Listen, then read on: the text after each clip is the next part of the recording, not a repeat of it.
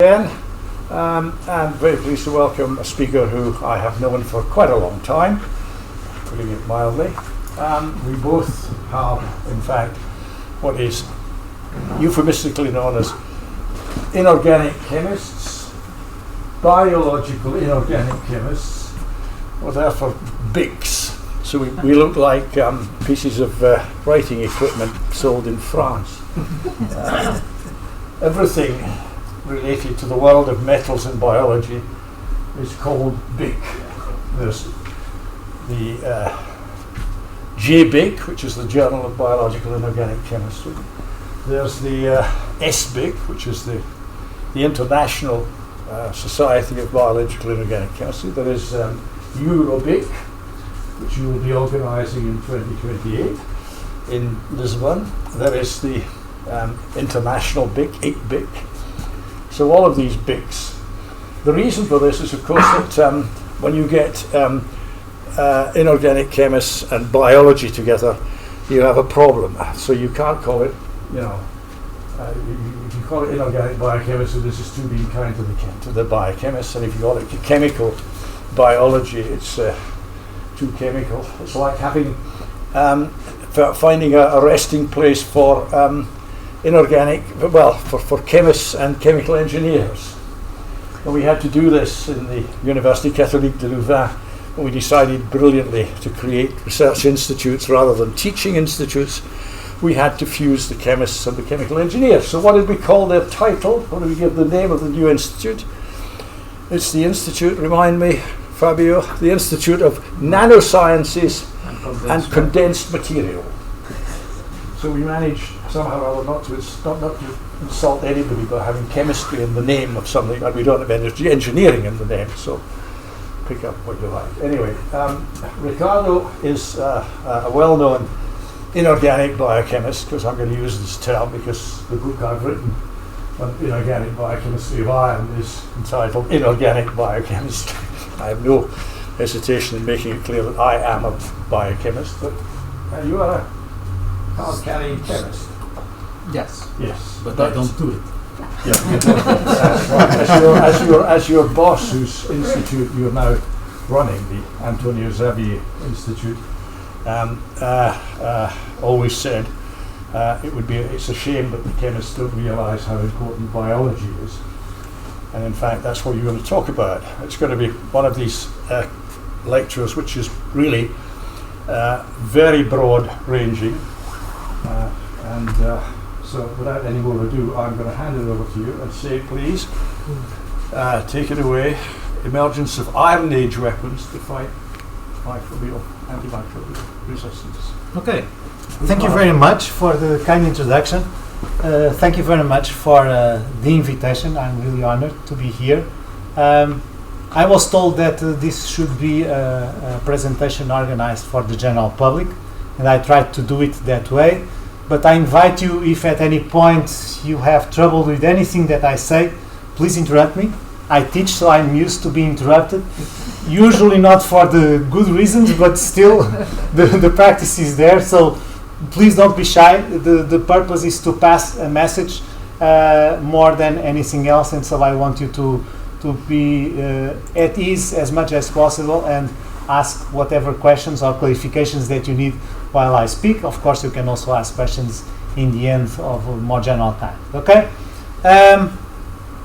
Going to the setting the stage for this presentation. So, being of general for general public, I thought this would be. So, my apologies. First of all, my apologies. I'm colorblind, so I don't really see the pointer. I have a vague idea where it should be, but I don't really see it because it's red.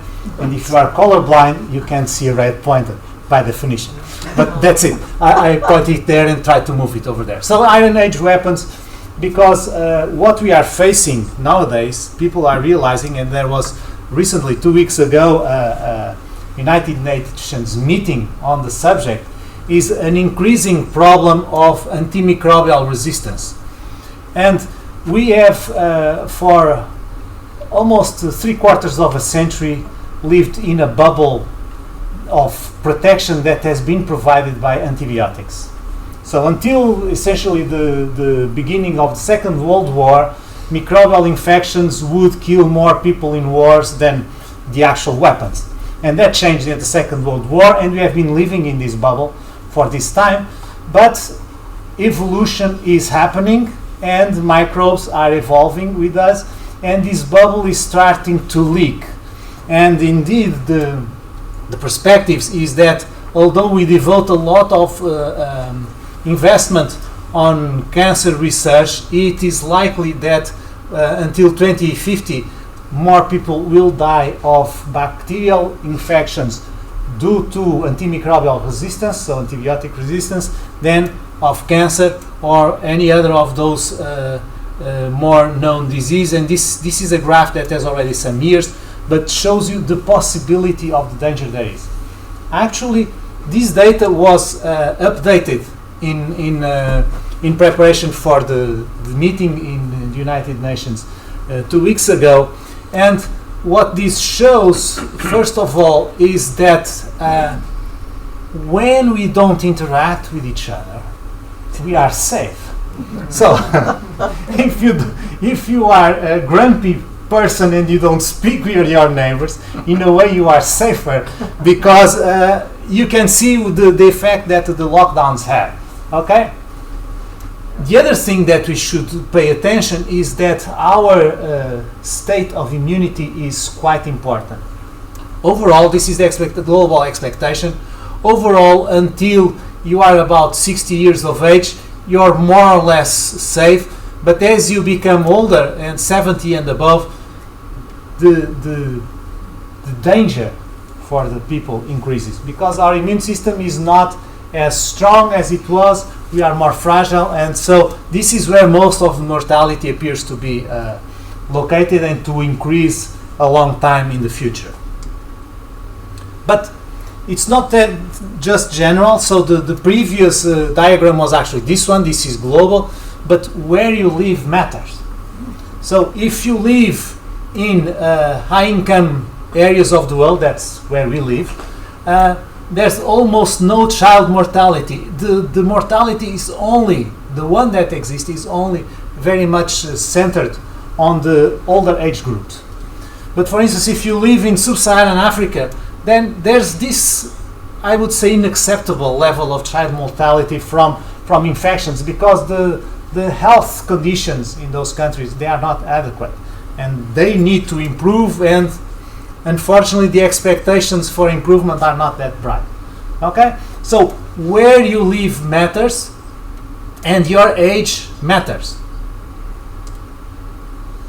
But well, so this is very small for you to read, but I'll walk you through this diagram. So focus on the colors. I'll walk you through this diagram. So what this diagram shows is that not only where you live matters, which you have here, the various regions of the world, but also, depending on the region of the world, the kind of microorganisms that are dangerous for you is different.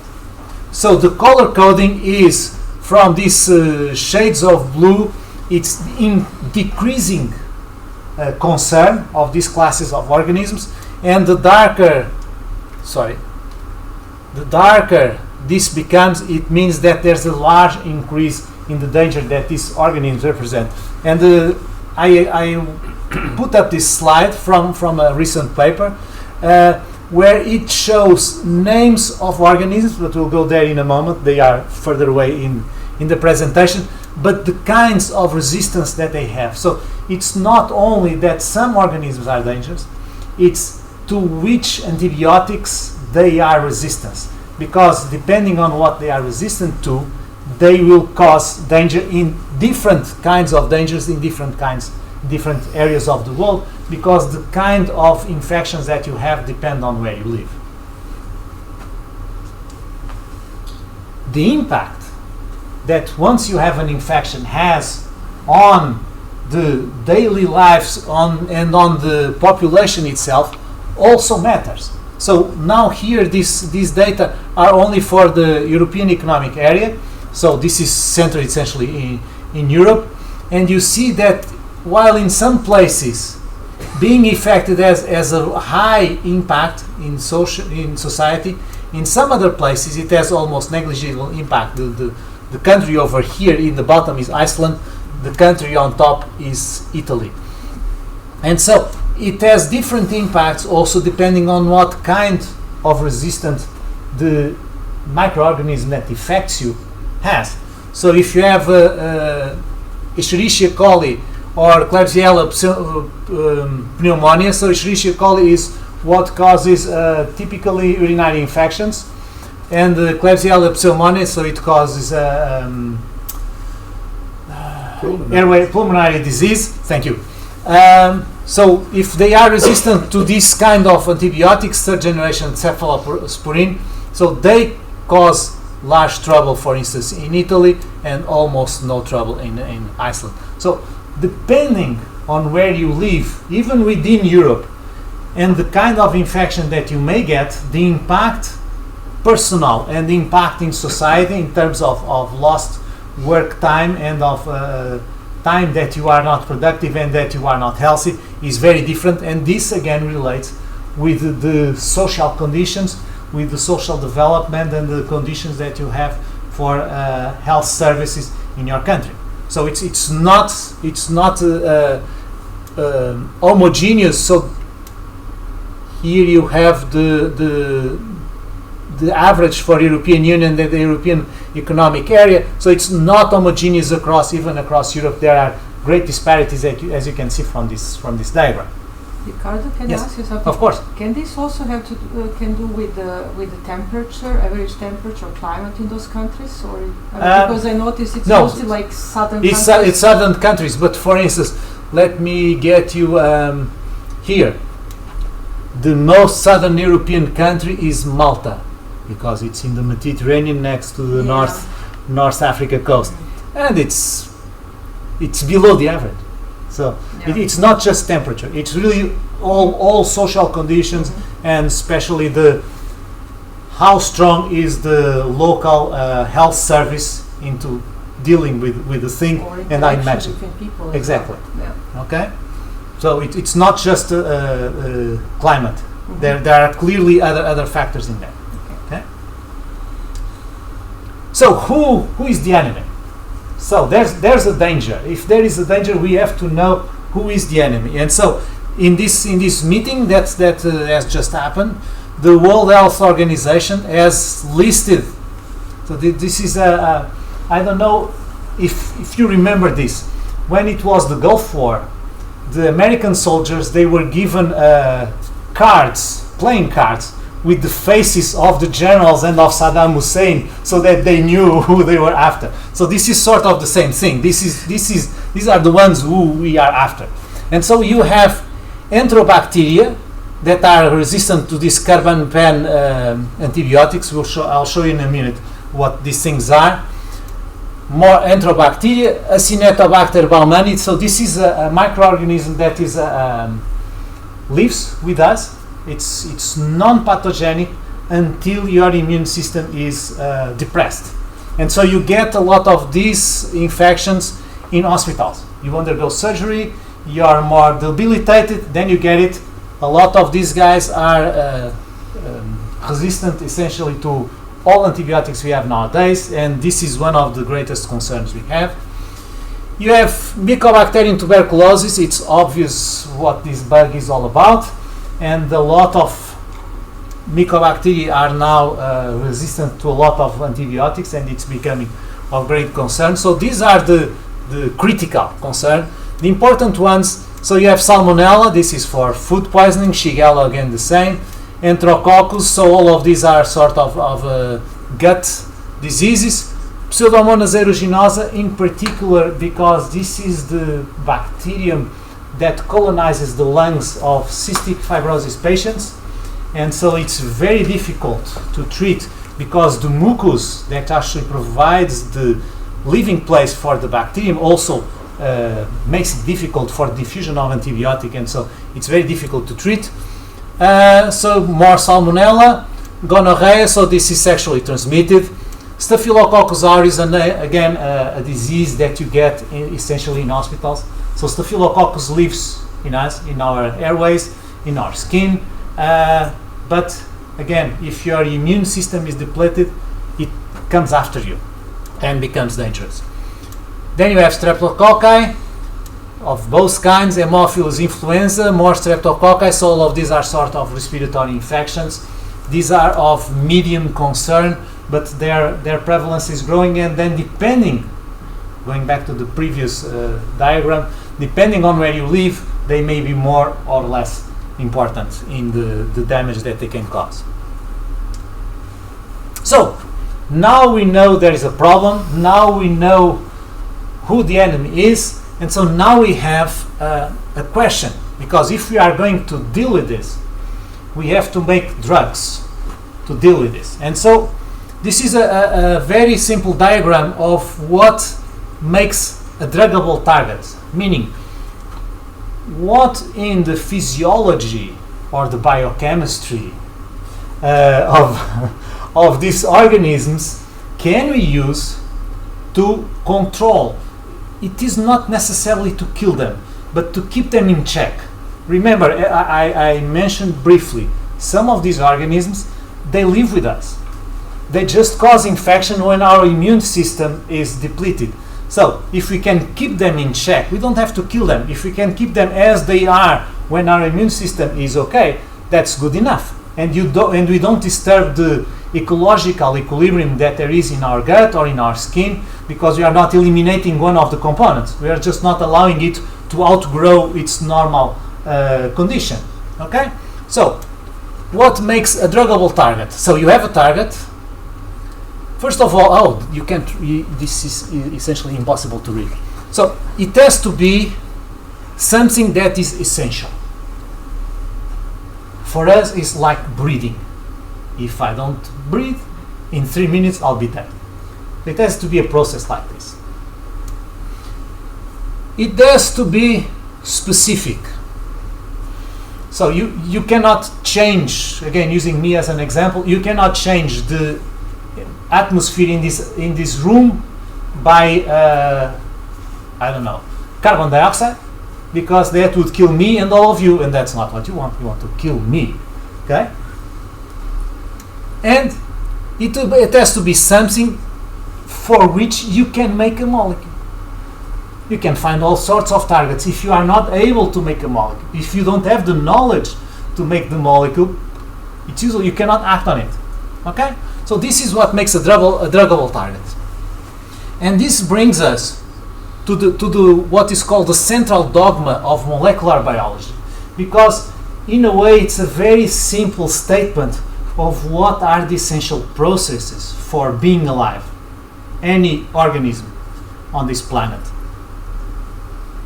including viruses, if you think viruses are alive. Although viruses may skip one step. Information flows from DNA to RNA to proteins. Okay? This is how it goes. There are now indications that there may be some cross-feeding backwards, but essentially the bulk of the living organisms, they operate, so they all operate this way. There are instances when there are some small steps on the other direction. Okay?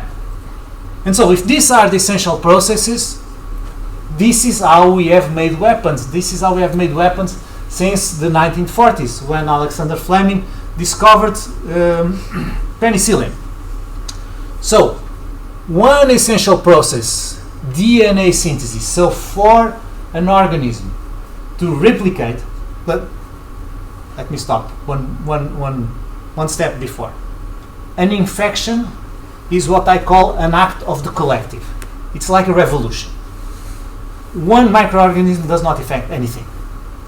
It needs to reproduce to make a lot of friends, and all of his friends need to have the same purpose, which is to infect. So it's a revolution. He has to make a lot of other revolutionaries and then go and infect. So they have to divide. They have to divide, so there's DNA. The DNA has to be uncoiled because the information is hidden inside. That's why DNA has this architecture to protect the information. So you have the outside sugars, and inside you have the bases where the information is encoded. So you have to uncoil the DNA in order to expose the information for it to be read. And so you have this kind of antibiotics, which are the fluoroquinolones, that interfere with the enzymes that do this uncoiling. Okay? And so if this uncoiling cannot happen, you cannot make good new DNA, you cannot make daughter cells, you cannot make your revolutionary friends. So the revolution will not happen. The infection will not happen. Okay? That's how this works. This is another class of antibiotics. Now these antibiotics, they operate on the next step. So we operated on DNA. We can operate at the level of RNA. And so these are the various kinds, macrolides, tetracycline, and chloramphenicol. They operate essentially at the level of the enzyme that makes a copy of DNA into RNA. That's rifampicin, and this is a widely used antibiotic. They operate at the level of the machinery that makes proteins, which are the ribosomes, and they stick in the ribosomal subunits, chloramphenicol and tetracycline. And if the ribosome does not work, you may have escaped this one. You generated RNA, but then the RNA cannot be translated into protein, and so you cannot move forward in the dogma of molecular biology. And so you cannot generate, again, the purpose is you cannot generate your fellow revolutionaries to infect. You're stuck there. You don't move forward. And finally, you have this class of antibiotics, and here you have the original penicillin. Okay?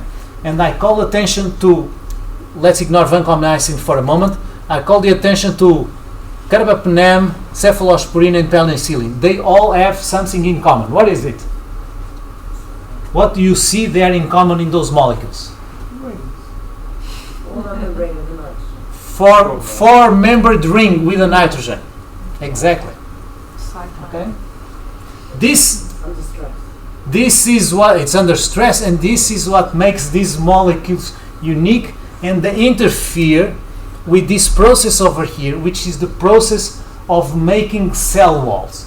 Now this is very important because bacteria, they are like balloons, but balloons that are very full, and they want to burst, and they just don't burst because they have like this mesh outside of them, which is the cell wall that keeps them. So if you make a hole in this mesh, they will poof. Okay? This is exactly how we have been killing bacteria since Fleming. Okay? We have been preventing the proper assembly of, in this case, of these beta-lactam things, the cross-linking of these components of the cell wall, and so the cell wall is not well assembled, does not have mechanical resistance, and the cells burst and they die. Okay? This is how it has been done. Okay? Vancomycin has a completely different structure, but it also operates at the level of these peptide linkages over here. Okay? That's how it has been done. Why? If we are able to operate across the whole process of the way you make new cells, why are we in trouble after almost 3/4 of a century? We are in trouble because bugs want to live, and they do whatever they can. It's well, the way I said it, it's not really true because it's attributing agency to bacteria, which we can discuss if they have it or not. But evolution, and evolution in big numbers, allows for random changes to make emergence of new properties. And so what are these new properties that are bringing us trouble? So they develop resistance by several mechanisms that are listed here. They can develop new cell processes, and so if it's a new cell process, the target that we had before does not work because it's new molecular machinery that is doing it, so it will not work. They can change or destroy our molecules. So they can develop enzymes that break the molecules that we have developed, and so they are not effective. They can prevent the access of those molecules, for instance, by changing the permeability of the cell membrane, or changing transporters at the surface that usually bring those molecules in, and so they don't get in, so they don't get to the place where they are doing their action. They can change the antibiotic target. So we made the target for a certain molecule, that one of those enzymes that I showed you. They can modify that molecule, and so the antibiotic does not act, does not bind, or does not recognize. Or they can set up pumps that once the antibiotic is inside, is pumped out. So this costs energy, but you are alive. You spend energy to stay alive, it's okay. As long as you are alive and you can reproduce, you are still able to make your evolution. Remember, this is all a numbers game. If you get enough bacteria, you can infect. If you have just one bacteria, nothing happens. Okay? So this is the state of affairs. And the argument here today is that we have not explored all of the essential and specific processes that exist in microorganisms that we can use to make new weapons, what I call the Iron Age weapons. And this is where we are going now. So this is the periodic table, or part of it. And what I say here alludes a little bit to what Bob said in the beginning, and I actually said that I would say misnomer. I call it inorganic biology. Because most people consider that biology is made by these chunks, meaning carbon, hydrogen, nitrogen, oxygen, phosphorus, and sulfur. But consider this. If you cut yourself, what color comes out? Red. Red. It's red because there's iron. If we don't have iron, I would not be speaking. I would fall down immediately and die. If we don't have zinc, I would also die, because we need zinc for carbon dioxide dehydrogenase in order to convert the CO2 that my cells produce and keep it in the bloodstream to release it into the lungs. If we don't have sodium or calcium, I would not even think. Okay? So, although we have been educated in this notion that carbon is the core of biology, and it is, you need all the other things. And the argument today is that, in particular, iron is a very adequate target to generate new molecules that operate as antibiotics. And this comes from the notion of the iron hypothesis. So this was put forward at the end of the 1960s, and it's this is in a scientific paper, but there's a little of poetic license in there. But this sentence, give me half a tanker of iron and I'll give you an ice age. This sentence came from the notion that in the open ocean you have these regions where there's apparently all nutrients necessary for organisms to be alive, and in fact there are no cyanobacteria in there. And there are no cyanobacteria in there because those regions of the ocean are extremely depleted on iron. And if you put iron in those regions of the ocean, you get algal bloom. Okay, so the point would be, if you see the ocean with this tanker of iron, you would get a recovery of CO2 from the atmosphere because of this photosynthetic activity that would reduce the temperature of the earth, and you'd get an ice age. A bit of poetry here, but the process would be this one. Okay, so we are all aware that iron is essential for us because it's necessary for oxygen transport, is necessary for DNA synthesis. We would not have DNA without iron, and it's necessary for cell respiration. And the cartoon here is showing how hemoglobin changes shape when it binds or releases oxygen. It actually changes shape, and it's important for the way it functions. Now, microorganisms that live with us or that want to kill us, they also want this iron, and so you have this fight, the good microorganisms and the bad microorganisms. And iron acquisition is costly.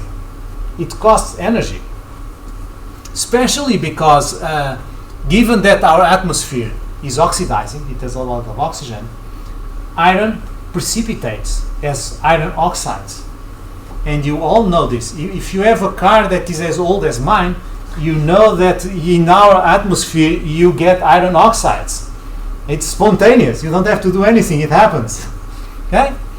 And so the microorganisms have developed several strategies for iron acquisition because it is essential, so they need it, and so they fight for it among themselves and with us when they are infecting us. And so why does this happen? And I'll guide you through this relatively complex diagram. For those that have not seen one, I'll guide you through it. It's very simple what I want to take out of this one. So iron in biology essentially exists in two forms. You have reduced, which is iron 2, and you have oxidized, which is iron 3, ferrous and ferric. Okay? And so this diagram, what it shows is level. It's a different way of showing level of oxygenation. So it's more oxidizing as you go up in this scale. And what you have here is a scale of acidity. So over here at about pH 3 would be Coke, I'm sorry to tell. And over here at about pH 13 would be sodium hydroxide. Okay? But most living organisms like to live here at about pH 7. And at pH 7 and slightly oxidizing conditions, this is where you have this transition between iron 2, aqueous, that's okay. Iron 2, O3, this is iron oxide. This is the rust in my car, okay? And eventually some of you. Okay? So that's why iron in biology transitions between this, and in our atmosphere it's mostly in this state unless we do something about it. Okay? So we and the microorganisms, we have to go get it from solids, from rocks.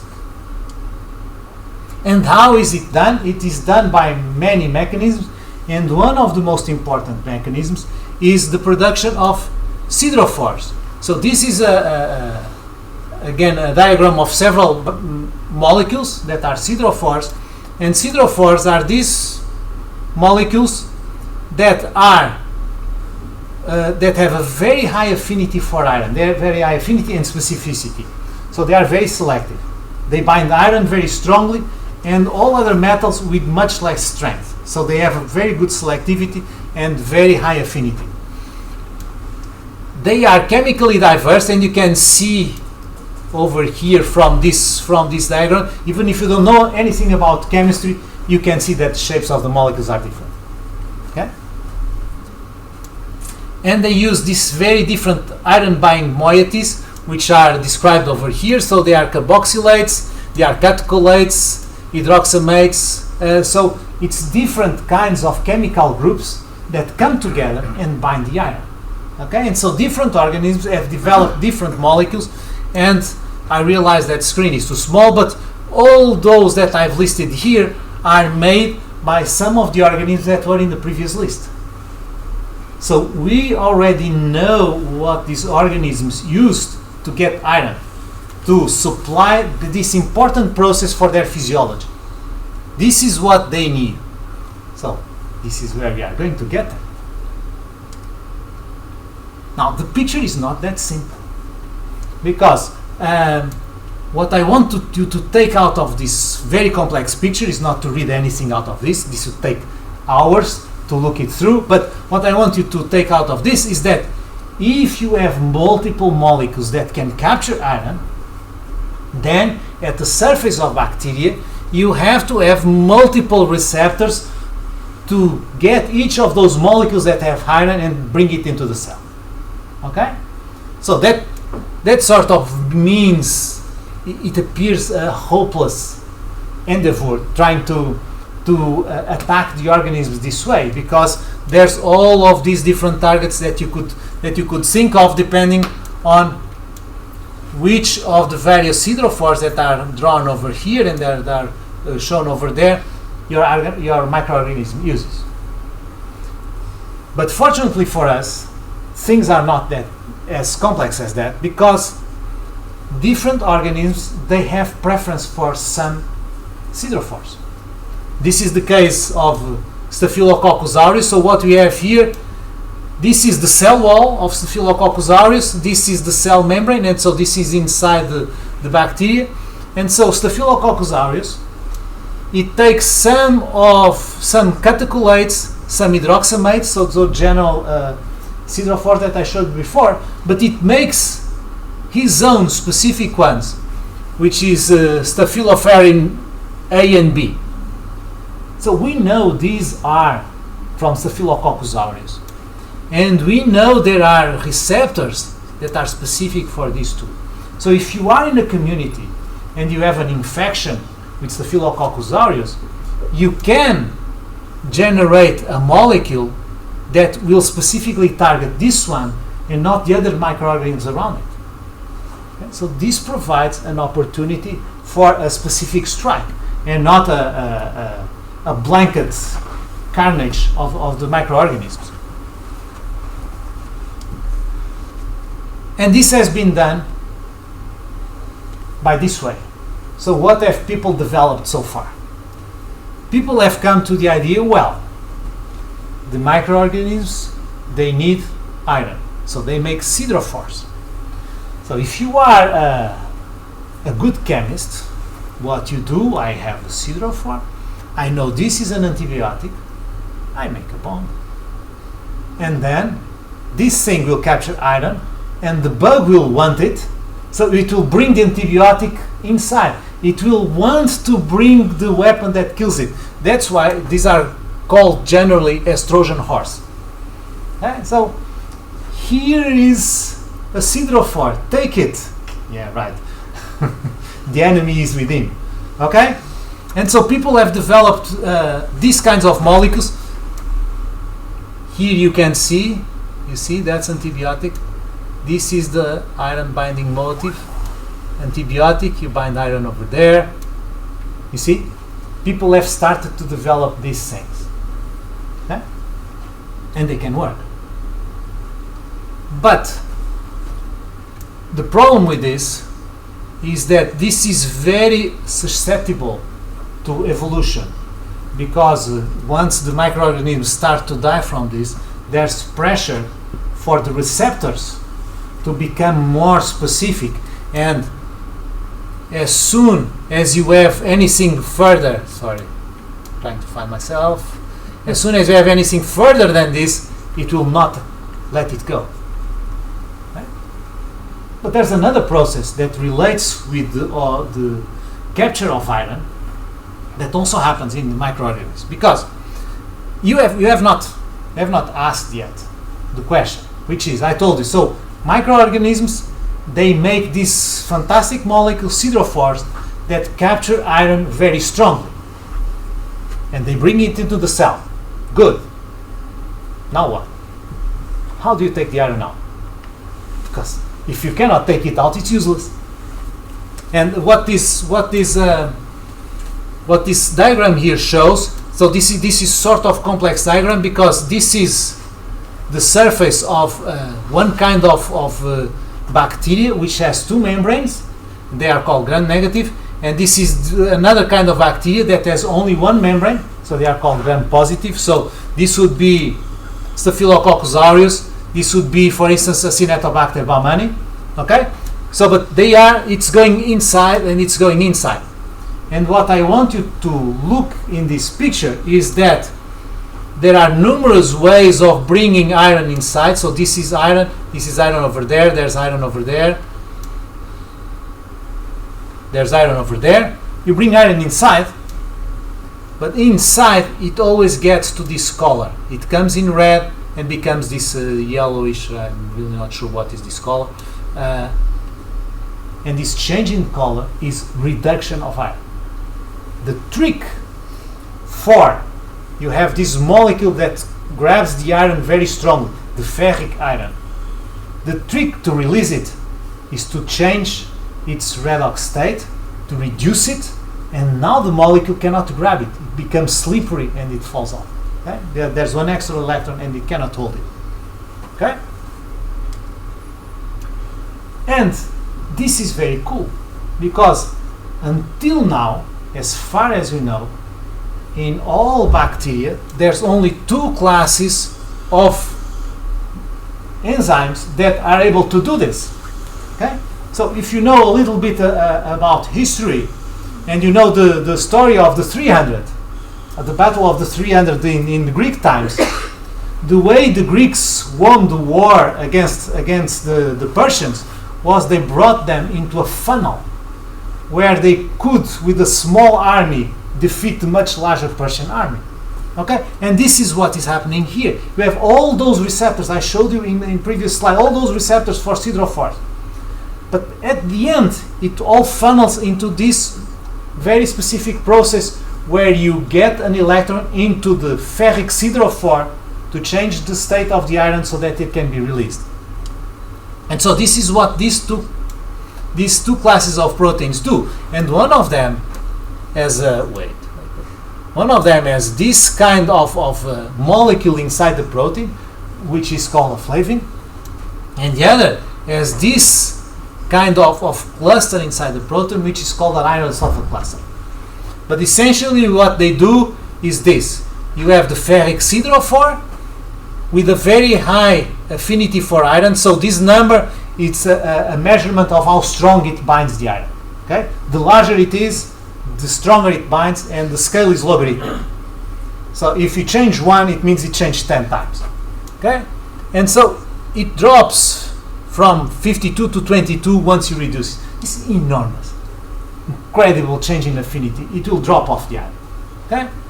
And so you get the iron off, you get the siderophore, and then actually this allows for something that was described many years ago in the literature as the European way of the siderophore pathway, which is you recycle the siderophore. There was the American way where the bacteria would cut it off.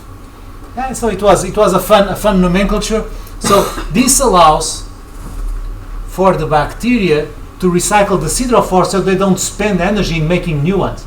They just put an electron in there, take the iron out, and out comes the molecule into the environment to get another iron and bring it back in. Okay? So this is what these two classes of enzymes do. Can we do anything with that?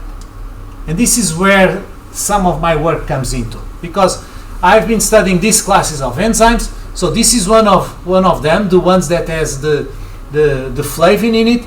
And so here you have in gray and in rainbow colors two of these enzymes. One of them was characterized by us and the other was characterized by colleagues. And what I want to illustrate is that they look essentially the same from different organisms.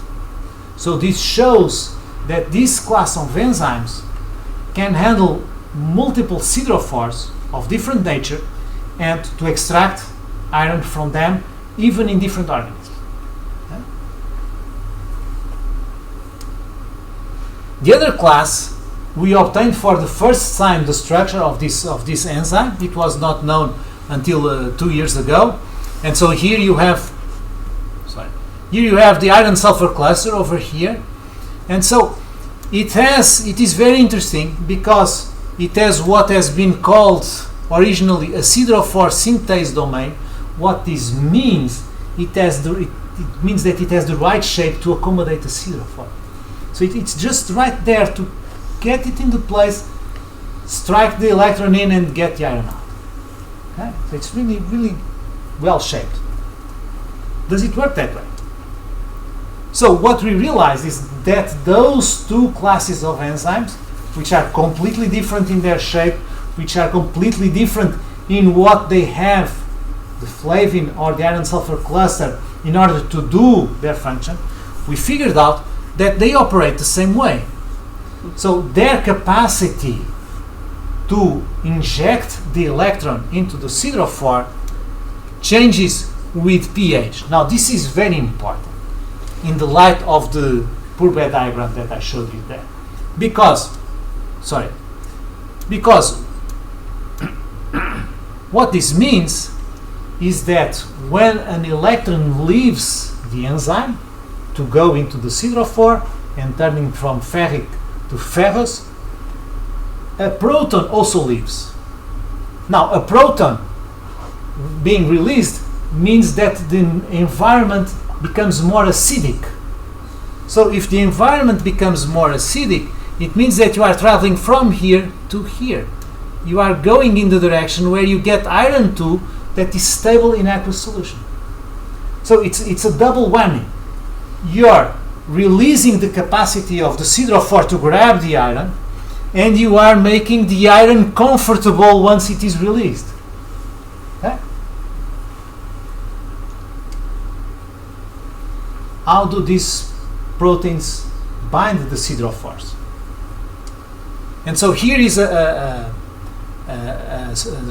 cartoon of the structure of the siderophore bound to the protein, and what you see, so there in, I think it's yellow, you have the part, the flavin of the protein that is going to inject the electron to reduce the iron, and there you have the two irons, and that distance is short enough that this process is very fast.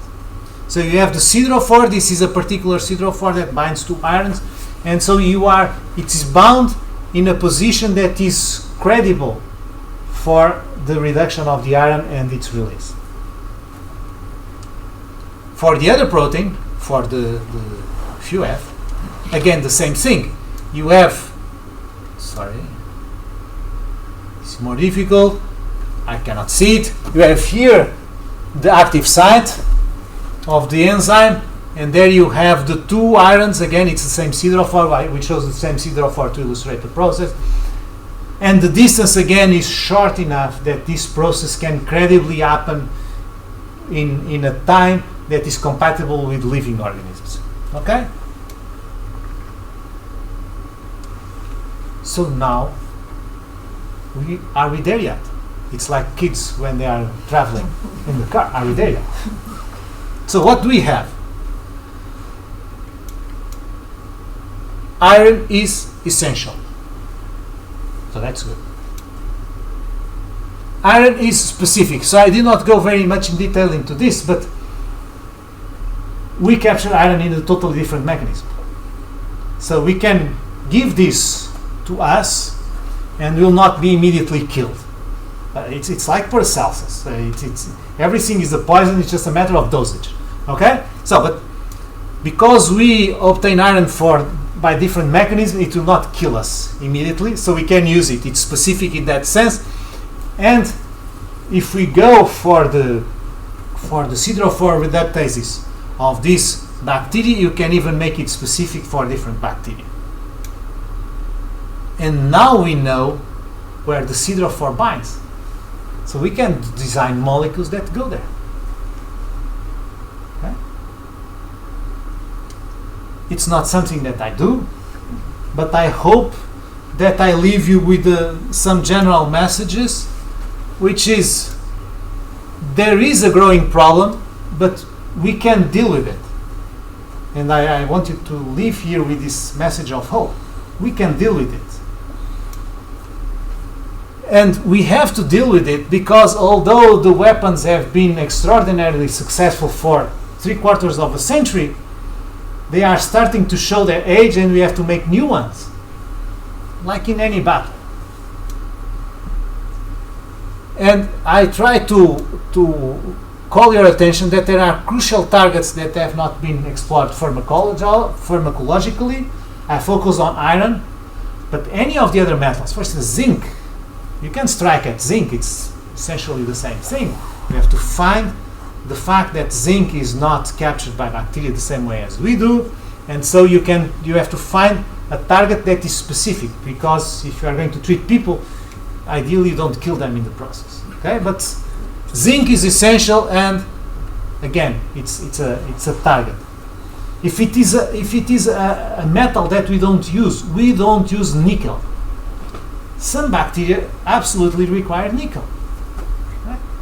But you cannot kill them all, because some of those bacteria live in our gut and are essential for our microbiome to operate properly. So you have to thread a careful line, and that's why I call the attention that we may not be out to kill them. We may be just out to keep them as they should be if our immune system was robust enough to deal with them. Okay? I try to call the attention that metal uptake by microorganisms is such a target, and I leave this because it's from the declaration from 2 weeks ago. I find this declaration a bit weak in the face of the potential danger that is coming towards us. 10%! My God! I hope we can do better than this. And finally, I have to acknowledge people working with me. So this is my current laboratory nowadays. The part of the work that is done in my laboratory was the brainchild of this former student who is now going to become a medical doctor soon enough, Bruno Fonseca. And Inês Trindade, she was a PhD student and she finished, and she's now in the United States. I thank you very much for your attention, and I'm looking forward to your questions. Thank you.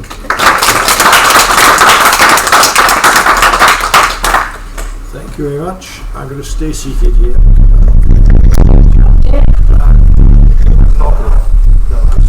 I'll manage, don't worry. I'm just going to stay seated. Questions? Go ahead, Rob. I'm interested in your hypothesis about taking the iron out, but surely anemia of chronic disease is a very important aspect of infection, because when we get infection, the body reacts in a certain way and takes the iron out. Yeah. So it's not available, maybe for the bacterial growth. How does that fit in with your hypothesis that this is going to be an additional factor? Because still bacteria are going to try to take iron from our molecules, especially from hemoglobin and other molecules that lactoferrin and so on that circulate in our body. And so if you additionally prevent them, once they manage to take that iron, to use it, it's an additional line of attack. So what you are describing is what is called nutritional immunity. Once our body feels it's under attack, it scavenges all the available iron, although it's already very little, to limit the capacity of growth. And this would be an additional strategy. So because every little iron that they would get, they would not be able to use it. Okay. Yes, please. I have a very nice talk. Thank you very much. Two questions. So one is more specific. So if you have bacterial infections, so where do those bacteria actually get iron from? Do they take it from, where exactly? Is it from hemoglobin, from ferritin, from transferrin? Yeah, from all of those sources, So depending on the kind of infection that you have. Okay. So if you have septicemia, you get a lot from blood. That would not be covered here because there are specific receptors for heme. Okay. But so they're able to extract, iron also from the heme, from ferritin some of as them, well? yes. Ferritin? From ferritin, yes. Okay. And then maybe more broad question coming from a chemist, so not biology. So now in the view of microbiome being very important, and there is now in the last few years so much research on the microbiome, which means that we have, I don't know how many kilos of bacteria in our We have gut. more bacterial cells than we have human cells. Yeah, exactly. So we carry a lot of bacteria. So now maybe stupid or naive question: what distinguishes a good bacteria from bad bacteria? How do we? What is there? What are there? Because the ones you showed here are pathogens, right? And not all of them. Yeah. For example, how should I understand this? Because I give an example that is, I think, very easy to understand for a broad audience. E. coli is a normal inhabitant of our gut. Okay. If it goes to the urinary tract, it's pathogenic. Okay. Okay? Okay. So in this case, it's location. It's location. It could be a number of bacteria. So if there are, I'll go invent a number. If there are 1,000, it's okay. If there are 10 million, they cause disease. So it is a balance of the environment and of the consequence of that they have on us. Because Staphylococcus aureus, it lives on us. I would bet anyone in this room we have Staphylococcus aureus in our airways, and we are generally okay. Okay? But if we have some strong disease, or if we go into the hospital and have an operation and we are more debilitated, it may strike at us like Acinetobacter baumannii. So most of those organisms, they live But on what us. does it exactly do to us? What is the mechanism of, I mean, maybe also again, it's very different. So what does, for instance, Staphylococcus once it overgrows? So once it overgrows, usually what happens is it takes over in the blood. Loss flow. It goes into blood circulation and causes sepsis. I see. Okay. Okay. So it's in the, so again, it's in the wrong place. It's not on the nose. Yeah. It's in the blood. Bloodstream. Bloodstream was the word that I was looking for. Okay. And then Okay, because it's not supposed to be there. Yeah. Okay. Yeah. Okay. it has grown beyond what it should, and it's outside of where it should be. Yeah, I see. Okay. Okay. Okay. Very nice. Yes, please. Your talk is optimistic, and it's the first time I've heard it. How far along is it? When can I go to a pharmacy and get an alternative? For this, not yet.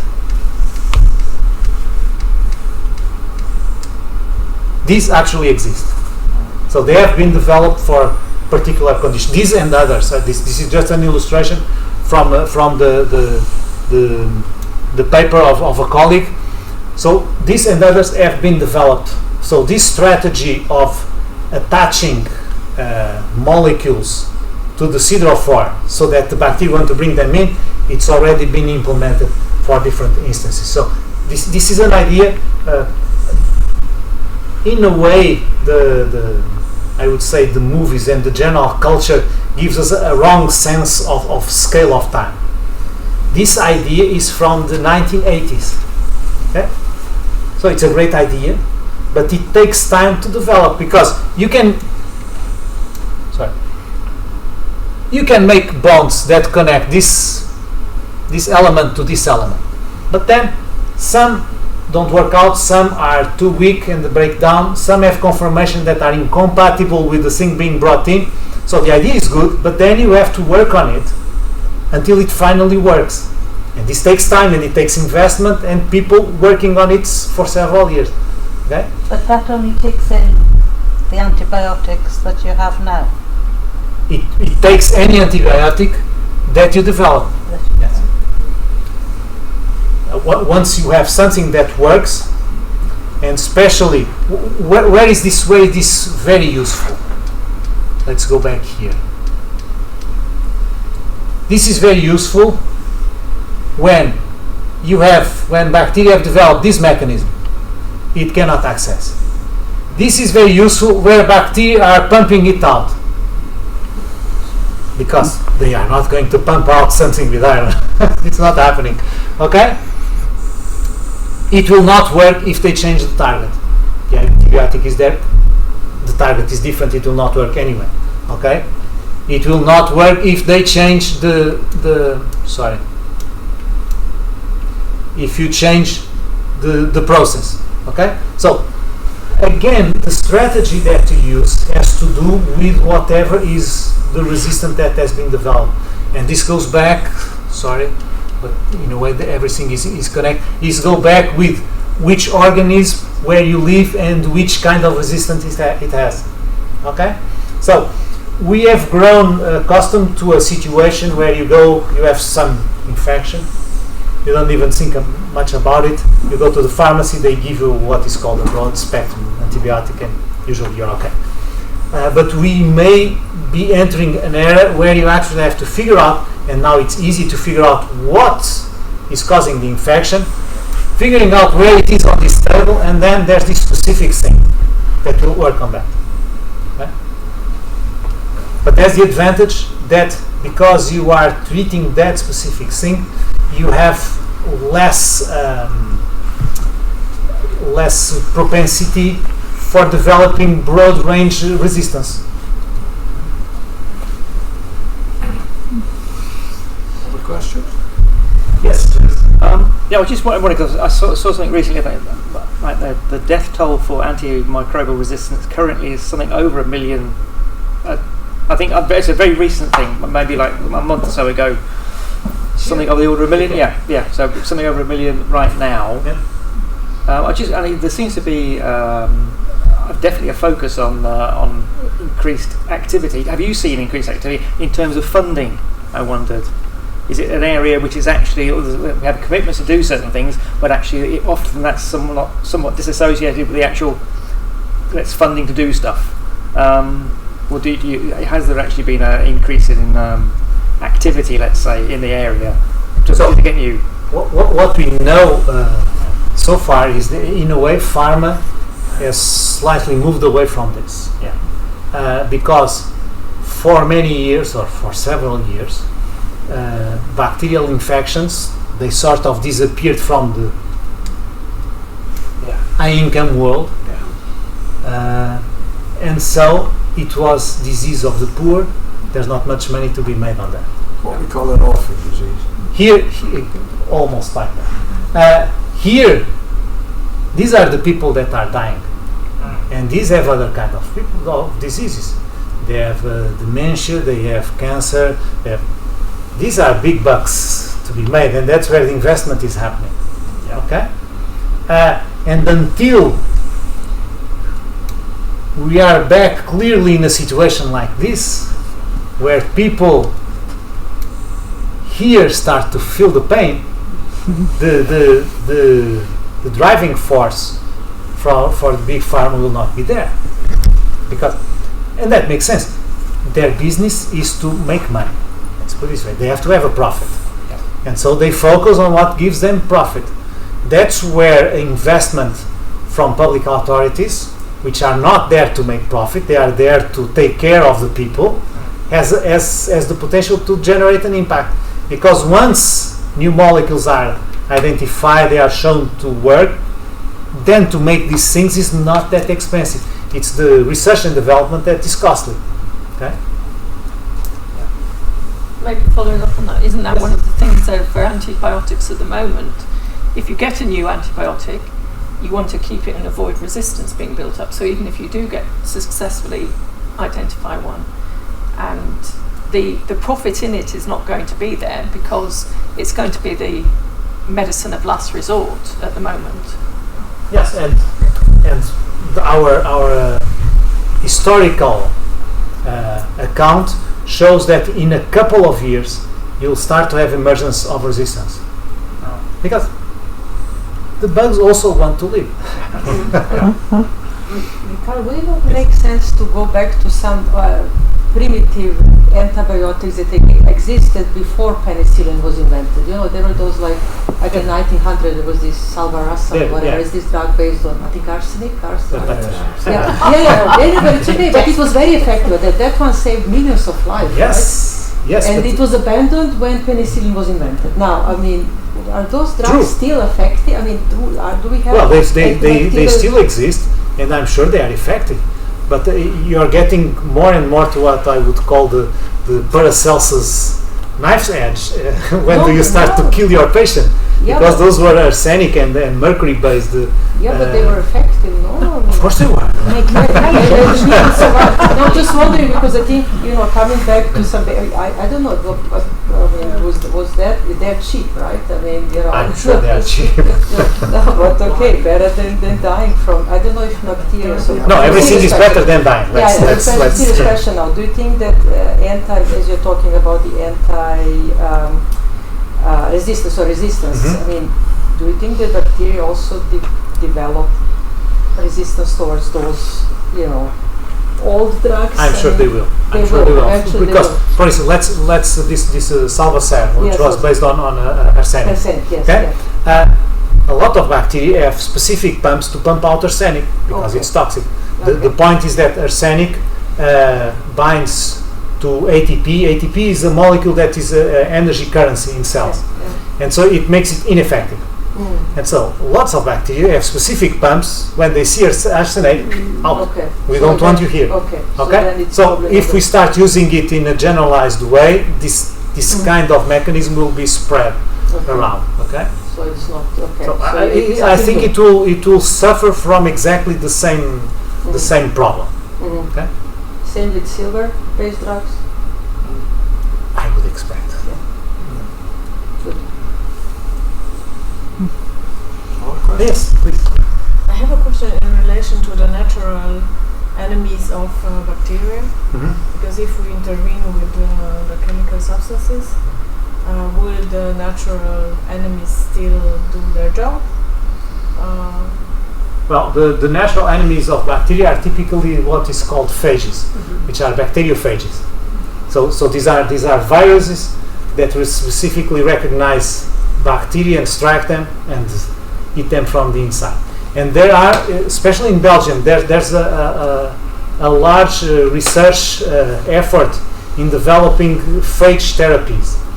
There are two things on this. This is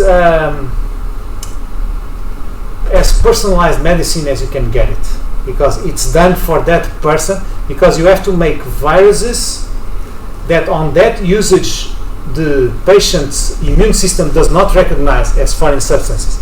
Otherwise it will mount a tremendous immunitary response, and they don't work. And you can use them only once. The next time it has to be a different one if the person needs it. But it has been used with great success. So when everything else failed, some people have been saved with this therapy, but it requires an enormous investment, because the infection has to be dangerous but cannot kill you so fast that there's no time to identify what is the organism, characterize it, develop a phage that is for that organism, and inject it back into the person. This takes time. But actually in Belgium there's a very strong research program on phage therapy. And if I can have Yes, another one. of course.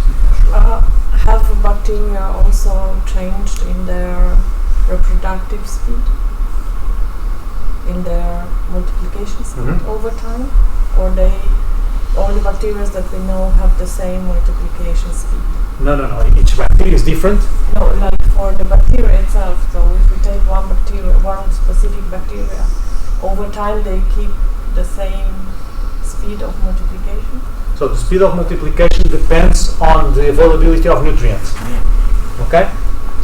If you give them rich medium, bacteria typically take from 10 to 20 minutes, 30 minutes to divide. But in our body, when they are in infections environment, it's not rich medium. It's a really difficult environment. Even when we are under attack by an infection, our body is still fighting them, so they take longer to divide. And when they